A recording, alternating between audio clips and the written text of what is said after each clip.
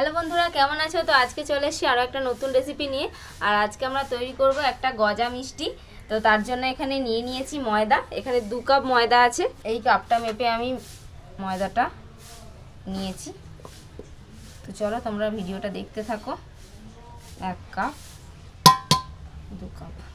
2 cup ময়দা দিয়ে দিলাম। 2 কাপ ময়দা নিয়ে নিয়েছি। তার মধ্যে দিয়ে দেবো অল্প একটু স্বাদ মতো নুন। এবার দিয়ে দেবো অল্প করে একটু খাবার সোডা, এই হাফ চা চামচ মতো। এতটুকু দিয়ে দিলাম। এবার এখানে দিয়ে দেবো 3 চামচ সাদা তেল। 1 চামচ, 2 চামচ, 3 চামচ সাদা তেল দিয়ে দিলাম। সাদা তেল দিয়ে ময়দাটাকে ভালো করে ঘষে ঘষে ময়ান দিয়ে নেব।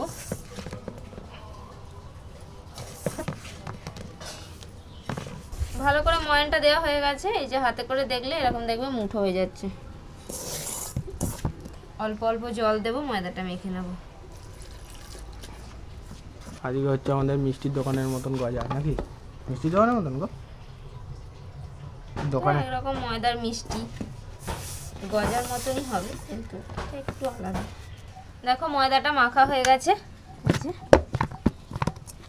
তো মেখে তোমরা 10 মিনিট রেখেও দিতে পারো, আমি আর রাখছি না, একবারে তৈরি করা শুরু করে দেবো। এবার ছোট ছোট করে লেচি কেটে নেব, যেরকম আমরা লুচি করি সেরকম। এবার এখান থেকে একটা করে লেচি নিয়ে নিলাম, নিয়ে এটাকে গোল করে নিতে হবে। একটু সমান করে নিলাম, নিয়ে এভাবে হাতে করে গোল করে নেব। করে নিয়ে একটু লম্বাটে করে শেপ দিয়ে নিতে হবে। এটাকে থালার মধ্যে একটুখানি বড় করে নেব। এরকম ঠিক পটলের মতন তৈরি হবে। কতগুলো আমি তৈরি করে রেখেছি, এইভাবে সবগুলো তৈরি করে নেব। এবার আমি কড়াতে দিয়ে দেবো সাদা তেল। তেল কিন্তু খুব বেশি গরম হবে না, মোটামুটি হালকা গরম করতে হবে। দেখো এবার এগুলোকে ভেজে নেব।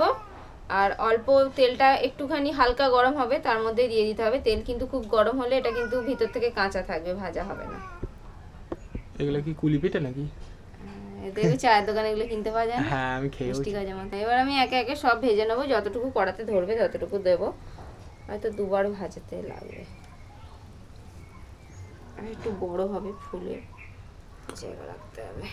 ঠিক আছে, এরপরেরটাতে তো দেখো এগুলো কত বড় বড় হয়ে গেছে। আমি কিন্তু কত ছোট ছোট দিয়েছিলাম। এই দেখো এখনো অনেকটা ভাজা হবে। হালকা হালকা নেড়ে দিতে হবে, আর আঁচটাকে অল্প রেখে ভাজতে হবে। তা না হলে কিন্তু আঁচ যদি বেশি হয়ে যায় তাহলে ভাজাটা ভালো হবে না। ভাজাটা অনেকক্ষণ ধরে করতে হবে, তাড়াহুড়ো করলে হবে না। দেখো গজাগুলো ভাজা হয়ে গেছে। এবার আমি এটাকে তেলটা একটু ঝরিয়ে তুলে নেব।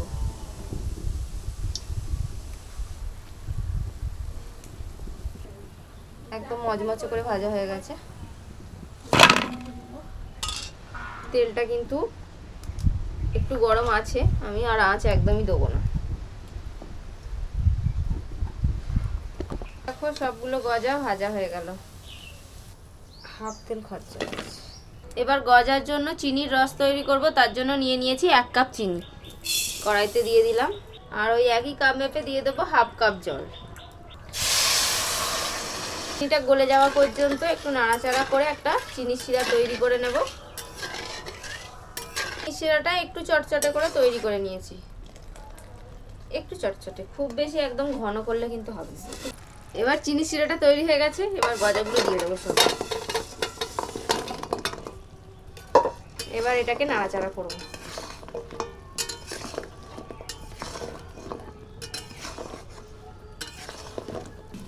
হ্যাঁ হ্যাঁ, আমি কিন্তু আঁচটাকে একদম আর বন্ধ করে দিয়েছি, জাল দিইনি, কিন্তু গরম উনুনের মধ্যেই রেখে দিয়েছি। রেখে এটাকে নাড়াতে থাকছি শুধু। নাড়াচাড়া করতে করতে এটা এরকম একটু শক্ত শক্ত হয়ে যাবে। আপনার এইভাবে চিনির দানাগুলো গায়ে গায়ে লেগে যাবে। নামিয়ে নেবো। এটা ঠান্ডা হয়ে গেলেই কিন্তু ইয়ে হয়ে যাবে। একটু নাড়াচাড়া করে দেখো মিষ্টিগুলোর গায়ে কিভাবে চিনির এটা শিরাটা লেগে গেছে। এই যে একে একে আমি তুলে নেব।